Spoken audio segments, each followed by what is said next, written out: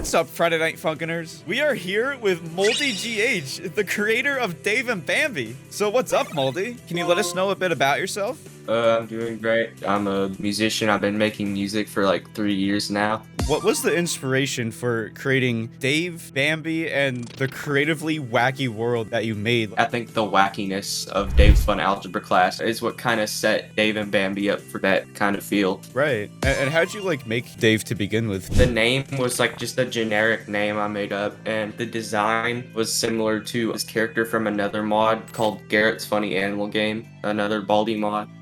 So for Bambi himself, why'd you make him into a farmer? Marcelo himself made up his personality, and he talked about how he loves corn. He was originally called Marcelo until Marcelo gave him a name, Mr. Bambi. Gotcha. Do you know why you guys chose the name Bambi too? It seems like a pretty specific kind of name. Marcelo came up with I think it comes from, he'll say a lot like Bim Pop. Marcelo has his own Baldy mod called Marcelo Full Game GameStop Store or something. That's awesome. And he just makes up really funky names, and I think that's how Mr. Bambi's name came to be. I don't think Marcelo knows about the Disney movie. Really? I don't know. I'll have to ask him. As the creator of the mod, do you have any additional insight into Expunged? He's definitely the most powerful character in the Dave and Bambi universe. Freaking, I don't know if I should hint at this, but in the new update that's coming soon, there is one song that's gonna be about Expunged, but I want it to be a surprise.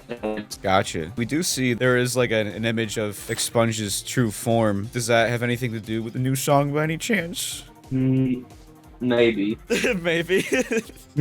Alright, that's fair enough. It is supposed to come out this month. You shouldn't have to wait much longer. Really? That's exciting. Yeah. It's how do you exactly come up with Dave and Bambi lore? Most of the time it's on the fly. A lot of it's random, and I think it fits. How do you make the environments as well?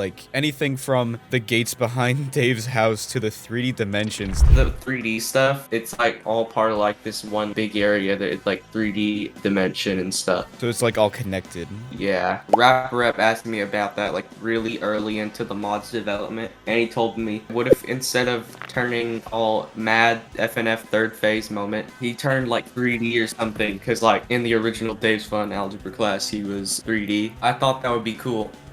The atmospheric music of Dave and Bambi is unique from other FNF mods, I feel. Do you guys think of any specific things going into making Dave and Bambi music? I think it's just my general music style. A lot of my music is kind of atmospheric. It sounds weird, but not in a bad way. That was the only style I could come up with that sounded decent, because I was really bad at music when I first started working on Dave and Bambi. Yeah, the hardest part is just starting. We can get into the other Dave and Bambi fan mods. Obviously, there's Golden Apple. I think a lot of people are wondering what you think yourself of these Dave and Bambi mods. I think they're really cool. I really like how a massive sub-fandom has been created. It's almost completely separate from FNF. I've done stuff for Golden Apple. I made this song called Ready Loud, which is based off of an old Marcelo video where he plays One Night at Flumpty's or something. I've seen a ton of other cool ones. I think Popcorn Edition's pretty cool. And then there's another one I really like that's not as well known as the others, called Versus Kirby Dave. I think it's pretty funny. I like the cutscenes. You rotten piece of stinky little dumb stupid idiot poop. Look what you've done to me. I'm simply just a mole because of you. How am I supposed to score with the ladies now?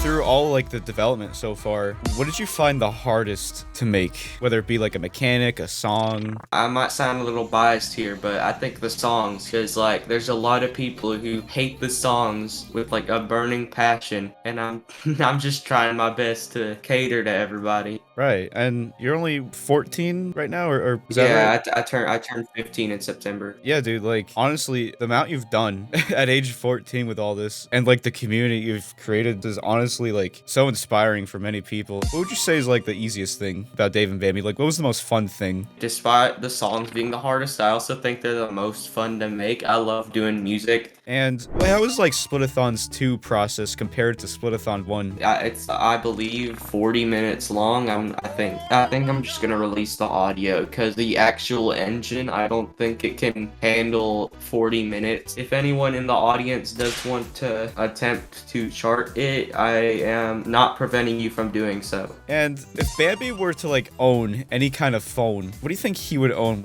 Marcelo owns a Samsung, so I think he would have like a Samsung phone. I remember one time I played like a prank on him. I sent him like this jump scare video, and and I still kind of feel bad for him. I accidentally broke part of his phone case because he dropped his phone. Since we're on the topic of Mr. Bambi here, how did he exactly steal Zardy's maze? I guess he just scribbled over the sign and claimed it as his. I don't know.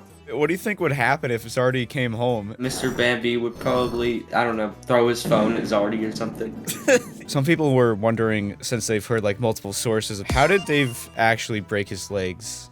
He used to work at a little research facility, and he did like rocket science and stuff. And like he was in the rocket, and there was an accident, and that's how he broke his legs. was he trying to like go to space or something? Yeah, I guess. I had to change up the story a little bit, because like the initial story I had was like a rip off of the first Half-Life game. Oh, really? Yeah. You know, obviously Dave and Bambi has garnered a lot of positive opinions and some people on the opposite side. I'm just wondering, like, what do you think it is about Dave and Bambi that really stands out from other mods that has made it garner like this much attention on both sides? I'm not sure. There's a lot of stuff that goes into it. Like, maybe it's like just the general vibe of the mod. It's like kind of weird, but not in a bad way. Like I said earlier, it doesn't appeal to most people. I'm not sure, honestly.